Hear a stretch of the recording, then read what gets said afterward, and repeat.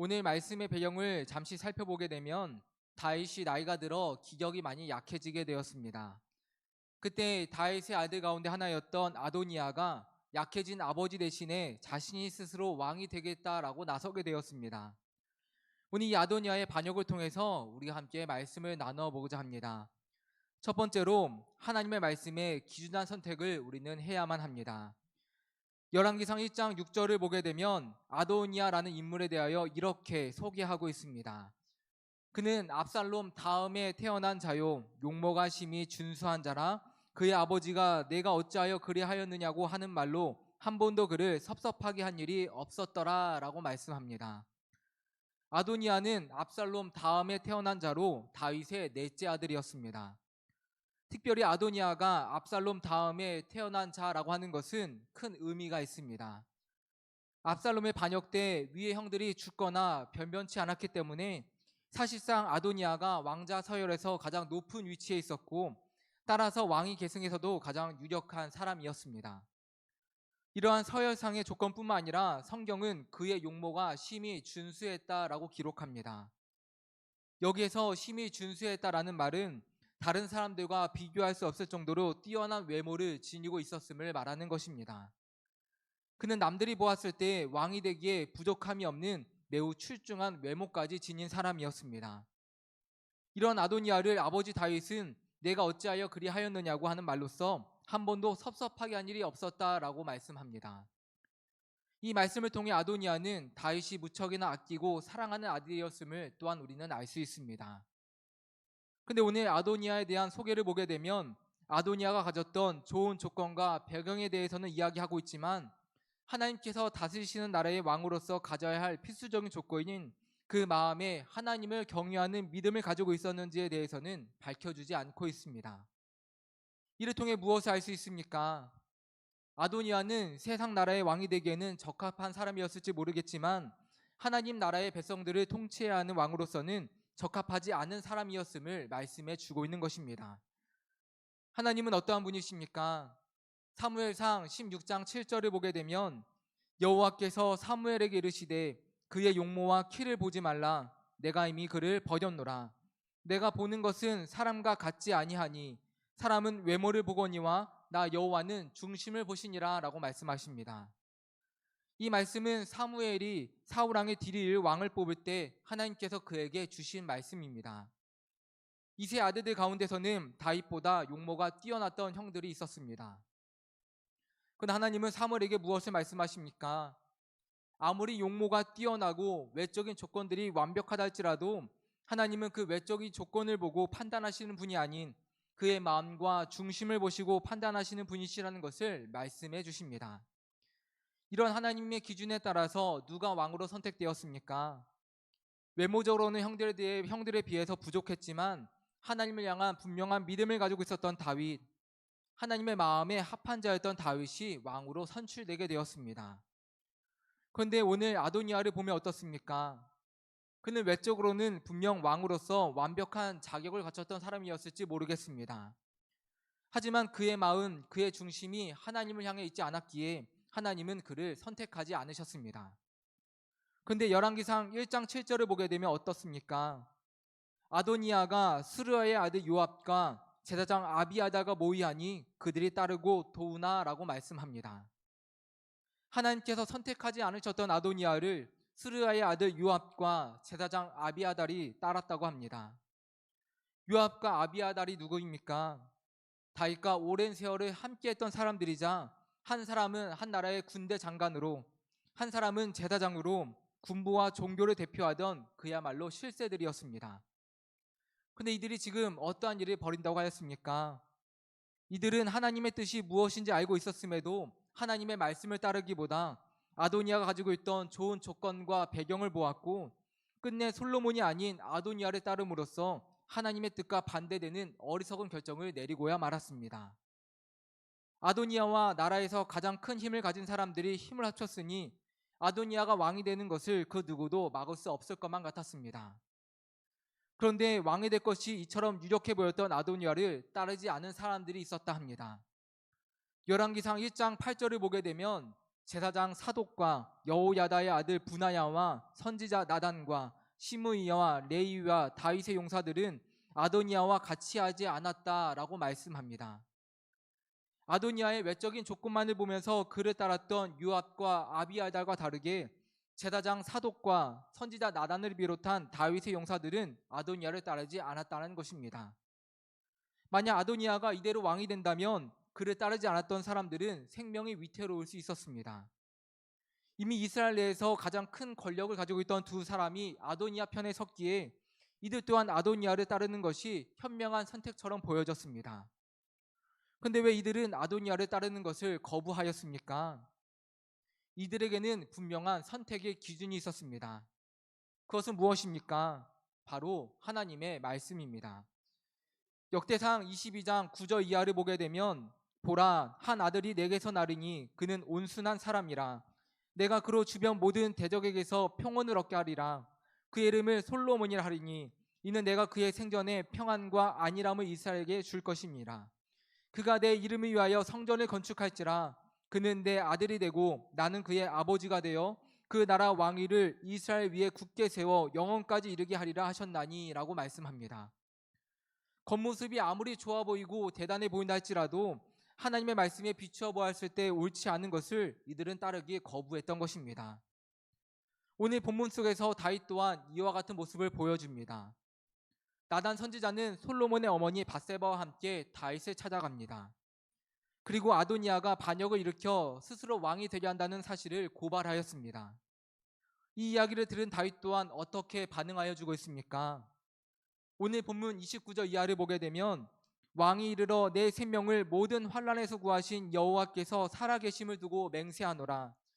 내가 이전에 이스라엘 하나님 여호와를 가리켜 내게 맹세하여 이르기를 내 아들 솔로몬이 반드시 나를 이어 왕이 되고 나를 대신하여 내 왕위에 앉으리라 하였으니 내가 오늘 그대로 행하리라 라고 말씀합니다.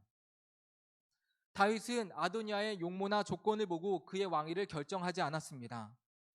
내가 사랑하는 아들이니 그가 왕위에 올라야 한다라고 말하지도 않았습니다. 요압과 아비아달과 같은 유력한 사람들이 아도니아 편에 서 있다고 해서 그가 왕위에 올라야 한다고 결정하지도 않았습니다.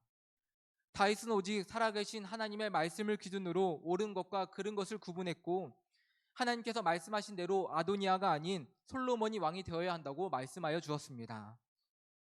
사랑하는 성도 여러분, 오늘 다윗과 그의 용사들은 선택의 갈림길에서 사람의 외모를 보고 또 세상의 배경이나 조건을 보고 판단하지 않았습니다. 이들은 하나님의 말씀을 기준으로 무엇이 옳은지 무엇이 잘못된 것인지를 판단하였고 하나님께서 기뻐하시는 결정을 내렸습니다. 오늘 우리 또한 선택의 갈림길에 놓여질 때가 참으로 많이 있습니다. 그럴 때 우리는 어떠합니까? 우리는 어떠한 기준을 가지고 옳은 것과 그른 것을 가리고 선택하고 있었습니까? 오늘 아도니아와 요압, 아비아다처럼 세상의 조건과 배경이 우리의 선택의 가장 중요한 기준이 될 때가 있지는 않았습니까? 오늘 선택의 순간에서 고민하고 갈등하는 우리에게 하나님은 말씀을 주셨습니다. 우리가 하나님의 말씀을 붙잡고 그 말씀을 기준으로 살아갈 때 우리의 선택은 너무도 명확해집니다. 사도 바울은 이러한 말씀을 줍니다. 고린도전서 10장 31절의 말씀입니다. 그런즉 너희가 먹든지 마시든지 무엇을 하든지 다 하나님의 영광을 위하여 하라. 선택의 갈림길 속에서 세상의 사람들은 나의 욕심, 나의 만족을 위한 결정을 내려야 할 것입니다. 내 눈에 보기에 좋은 것, 내 눈에 보기에 화려한 것, 즉 외적으로 보여지는 조건만을 보며 쫓아가야 할 것입니다. 그러나 하나님의 말씀을 기준으로 살아가는 사람들은 내 욕심, 내 만족을 위한 결정이 아닌 하나님이 기뻐하시는 것, 하나님이 원하시는 것, 하나님께 영광이 되는 것을 선택하려 힘씁니다. 내 욕심, 내 만족을 따라가는 삶은 언제 무너질지 모르는 모래 위에 지은 집처럼 헛된 영광을 쫓는 삶이 되지만 하나님의 말씀을 기준 삼아 사는 삶은 이와 같이 된다라고 잠언의 기자는 말씀하여 주고 있습니다. 잠언 3장 6절의 말씀입니다. 너는 범사에 그를 인정하라. 그리하면 너의 길을 지도하시리라. 우리가 범사에 하나님을 인정하고 하나님께서 기뻐하시는 길을 또 하나님께서 기뻐하신 길을 선택하고자 할 때 우리의 앞길을 밝게 하시는 하나님께서 우리의 길을 지도해 주신다 하십니다. 우리의 길을 가장 잘 아시는 우리는 하나님께 우리의 삶을 맡길 때 우리가 걸어가는 그 길은 가장 안전한 길이 되고 가장 행복한 길이 됩니다. 오늘 여러 선택의 갈림길 속에서 먼저 하나님의 뜻을 구하시고 하나님의 말씀을 붙잡으시는 우리 믿음의 성도 모두가 되시기를 이 시간 간절히 소망합니다. 내 눈에 좋아 보이는 것, 내 마음이 원하는 것을 쫓아 살아가려 하기보다 하나님의 말씀이 내 삶의 기준이 되어 매 순간 하나님을 기쁘시게 하고 하나님께 영광을 올려드리는 길을 걸어가시는 우리 믿음의 성도 모두가 되시기를 소망합니다. 오늘 우리가 걸어가고 선택하는 그 길이 헛된 영광을 쫓는 길이 아닌 하나님께서 친히 우리와 함께 하시고 우리를 지켜주시고 우리를 인도하여 주시는 길, 영원한 구원과 생명으로 향해 가는 길이 될 수 있기를 이 시간 간절히 소망합니다. 두 번째로 하나님 앞에 늘 겸손한 사람이 될 수 있어야 합니다. 열왕기상 1장 6절을 보게 되면 그때 학기세 아들 아도니아가 스스로 높여서 이르기를 내가 왕이 되리라 하고 자기를 위하여 병거와 기병과 호위병 50명을 준비하니 라고 말씀합니다. 아도니아는 겸손하게 하나님을 의지하지 않고 자신의 배경과 조건을 자랑하며 스스로를 높이는 교만함으로 가득해 있는 사람이었습니다. 하나님은 이미 솔로몬을 다음 왕위로 택하셨음을 말씀하여 주셨습니다. 그렇다면 아도니아는 아무리 나의 배경이나 조건이 좋다 할지라도 겸손히 하나님의 말씀을 따르고 순종해야만 했습니다. 그러나 어리석게도 아도니아는 자신의 힘과 능력을 과시하며 스스로 왕이 되고자 하는 교만한 마음을 품었습니다. 때로 사람들은 어떻습니까? 때로 사람은 아도니아와 같이 교만한 마음을 품을 때가 있습니다. 내가 가진 조건이나 배경이 좋다고 여겨질 때, 혹은 내가 가진 힘과 지혜, 능력들이 뛰어나다고 생각할 때 하나님이 필요 없다고 생각하고, 혹은 하나님보다 내가 더 뛰어난 존재라고 하는 교만함을 품게 되는 것입니다. 창세기를 보게 되면 이러한 사람의 교만이 참으로 잘 나타나 있습니다. 창세기를 보게 되면 노아의 홍수를 겪은 이후에 사람들은 시나이 평지라는 곳에 이르게 되었고 그곳에서 놀라운 발명을 하게 되었습니다. 그것은 바로 벽돌과 역청이었습니다. 이전에는 돌과 진흙으로 집을 지었습니다. 모양이 일정하지 않은 돌과 돌을 견고하게 붙여주지 못하는 진흙으로 건물을 짓다 보니 높은 건물을 지을 수가 없었습니다. 하지만 벽돌을 발명하여 돌의 모양을 일정하게 만들 수 있게 되었고 또 역청은 돌과 돌 사이를 진흙보다 견고하게 붙여주어서 전보다 높은 건물을 쌓을 수 있게 되었습니다. 인류의 역사를 획기적으로 바꾸어 놓은 발명한 사람들은 금세 교만한 마음을 품습니다. 홍수의 심판 때 인간의 무력함을 경험했던 사람들이 벽돌과 역청을 발명했다고 우리가 탑을 높이 쌓아 하나님이 계신 곳까지 이르자 우리의 지혜와 힘은 하나님보다 뛰어나다는 것을 보여주자라고 하는 교만한 마음을 품은 것입니다. 그렇게 쌓기 시작한 탑이 바로 바벨탑이었습니다. 바벨탑의 높이가 얼마 정도 되었을지 정확히 알 수는 없지만 학자들은 50m에서 최대 200m 이상 되었을 것이라고 추측합니다. 고대 시대에 만약 200m나 되는 건물을 지었다고 한다면 정말로 대단한 일입니다. 사람들은 자신들이 쌓은 이 업적들을 보면서 하나님이라도 이제 우리를 막으실 수 없다라고 생각했을 것입니다. 그런데 창세기 11장 1절을 보게 되면 무엇을 말씀하고 있습니까? 자, 우리가 내려가서 거기서 그들의 언어를 혼잡하게 하여 그들이 서로 알아듣지 못하게 하자 하시고 라고 말씀합니다. 하나님은 우리가 내려가서 저 바벨탑을 보자 하십니다. 사람들이 보기에 대단하다고 여겨졌던 그 탑이 하나님이 계신 곳에서는 잘 보이지도 않아서 한참을 내려와서 보셔야 할 정도로 보잘것없는 것이었음을 말씀해주고 있는 것입니다. 창세기 11장 8절을 보게 되면 또 무엇이라고 말씀합니까? 여호와께서 거기서 그들을 온 지면에 흩으셨으므로 그들이 그 도시를 건설하기를 그쳤더라 라고 말씀합니다. 하나님께서 한순간에 그들의 교만을 흩어버리셨습니다. 그저 그들이 자랑했던 그 모든 것들이 먼지처럼 사라져 버렸다는 것입니다. 오늘 아도니아 또한 마찬가지입니다. 그는 자신이 가지고 있었던 조건과 배경, 힘과 능력을 의지하며 교만한 마음을 품었습니다. 하나님의 뜻이 어디에 있든지 내가 스스로 왕이 될 수 있다라고 생각했습니다. 하지만 하나님께서 그가 가는 길을 막으시자 그는 어떻게 되었습니까? 열왕기상 2장 49절을 보게 되면 아도니아와 함께한 손님들이 다 놀라 일어나 각기 갈 길로 간지라 라고 말씀합니다. 세상 만물을 창조하시고 통치하시는 하나님 앞에서 아도니아가 가지고 있던 배경이나 조건들은 아무것도 아니었습니다. 하나님께서 그들이 가는 길을 막으시고 그들의 교만함을 흩으시자 그들이 자랑하던 모든 것들은 모두 먼지처럼 사라져버리고 말았습니다. 사랑하는 성도 여러분, 오늘 아도니아는 세상의 힘과 조건, 배경을 의지하며 스스로 왕이 되고자 했습니다. 하나님께서 그의 길을 막으시고 그의 교만한 마음을 흩어버리실 때에 그가 가지고 있었던 것은 먼지처럼 사라져버리고 말았습니다. 오늘 우리는 어떠합니까? 오늘 하나님보다 세상의 것들을 더욱더 의지하며 하나님 없이도 나 스스로 잘 살 수 있다라고 하는 교만한 마음을 우리 또한 품을 때가 있지는 않았습니까? 잠언의 기자는 이렇게 말씀하고 있습니다. 잠언 16장 9절의 말씀입니다. 사람이 마음으로 자기의 길을 계획할지라도 그의 걸음을 인도하시는 이는 여호와시니라. 아멘.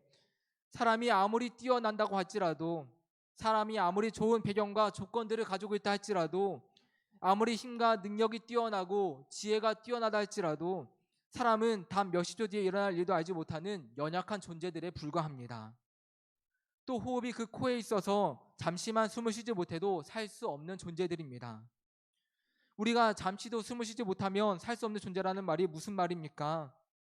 우리는 하나님께서 부르시면 지금 당장이라도 우리 손에 쥐고 있던 모든 것을 내려놓고 가야만 하는 존재들이라는 것입니다. 우리의 생명의 주관자는 내가 아닌 바로 우리 하나님이십니다. 우리가 가진 것이 아무리 대단해도 하나님 앞에서는 한낱 먼지와 같습니다. 이것이 바로 우리가 늘 하나님 앞에 겸손해야 하는 이유입니다. 우리의 걸음을 하나님께서 인도해 주지 않으신다면 그 인생은 불안한 인생이 될 수밖에 없습니다. 아무리 대단한 배경과 조건을 가지고 있어도 하나님께서 흩으시면 그 누구라도 예외 없이 먼지처럼 흩어져 버릴 수밖에 없는 것이 바로 우리이기 때문에 그렇습니다. 그렇다고 한다면 우리는 무엇을 또 누구를 의지하며 살아가야 하겠습니까? 우리는 오직 우리의 길을 열기도 하시고 막기도 하시는 하나님을 의지하며 살아가야 하는 것입니다. 감사한 것은 하나님은 우리의 선한 아버지가 되신다라고 주님은 말씀하여 주셨다는 것입니다. 하나님은 우리의 선한 목자가 되신다라고 주님은 말씀하여 주셨다는 것입니다. 자녀에게 나쁜 것을 주는 부모님이 없고 자신의 양을 나쁜 길로 인도하는 목자가 없듯이 하나님은 하나님을 의지하는 사람들에게 가장 좋은 것으로 베풀어 주시는 아버지가 되시고 가장 좋은 길로 인도하시는 선한 목자가 되심을 우리 주님은 말씀하여 주셨습니다. 그래서 시편의 기자는 이와 같은 고백을 하고 있습니다. 시편 103편 1절 이하의 말씀입니다. 내 영혼아 여호와를 송축하라. 내 속에 있는 것들아 다 그의 거룩한 이름을 송축하라. 내 영혼아 여호와를 송축하며 그의 모든 은택을 잊지 말지어다. 그가 내 모든 죄악을 사하시며 내 모든 병을 고치시며 내 생명을 파멸해서 속량하시고 인자와 긍휼로 간을 씌우시며 좋은 것으로 내 소원을 만족하게 하사 내 청춘을 독수리와 같이 새롭게 하시는도다. 아멘. 시편의 기자는 하나님을 송축하라고 내 모든 마음과 힘을 다해 하나님의 거룩한 이름을 찬양하라고 선포하고 있습니다. 왜 우리가 하나님을 찬양해야 합니까? 하나님은 좋은 것으로 우리의 소원을 만족해 하시는 분이기 때문에 그렇습니다. 세상을 의지했던 아도니아의 길은 먼지처럼 사라졌지만 하나님을 의지했던 다윗과 솔로몬의 길을 하나님은 안전하고 견고하게 지켜주셨습니다. 하나님을 믿고 의지하며 가는 자들에게 하나님은 가장 좋은 것으로 만족하여 주셨습니다. 오늘 우리가 아도니아와 같은 교만한 마음을 버리고 우리의 가는 길을 주관하시는 하나님을 의지하며 살아갈 수 있는 우리 모든 믿음의 성도들 되시기를 간절히 소망합니다. 하나님은 당신을 의지하는 자들에게 가장 좋은 것으로 베풀어 주시는 분이시라고 말씀하여 주셨습니다. 하나님의 말씀을 붙들고 하나님이 기뻐하신 길을 선택해 나아갈 때, 또 우리가 매사에 하나님을 의지하며 살아갈 때 하나님은 좋은 것으로 우리의 선을 만족해 하여 주십니다. 오늘 이 시간 이와 같은 하나님의 크신 은혜와 축복이 하나님을 의지하는 우리 모두 가운데 충만하게 더해지기를 소망합니다. 오늘 하나님을 의지했던 다윗과 솔로몬처럼 우리가 걸어가는 그 길이 하나님께서 지켜주시고 돌보시고 축복하여 주시는 은혜의 길이 되시기를 이 시간 간절히 소망합니다.